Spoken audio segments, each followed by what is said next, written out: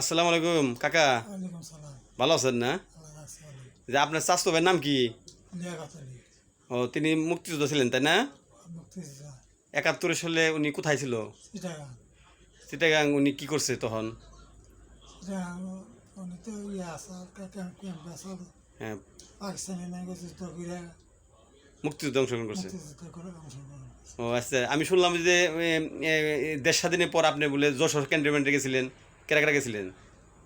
ও বাইরে যশোরে চলার পরে আমার স্বাস্থ্য বাইরে আমি দুজন গেছিলাম। চাচাতো ভাইয়ের নাম কি?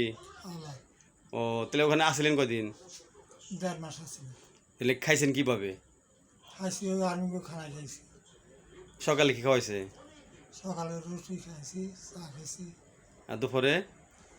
দুপুরে ভাত, রাত্রে? রাত্রে কোনো রুটি, কোনো ভাত। বুঝতে পারছি। আচ্ছা ঠিক আছে কাকা, ভালো থাকেন আপনি। হ্যাঁ, আল্লাহ। আচ্ছা, আসসালামু আলাইকুম।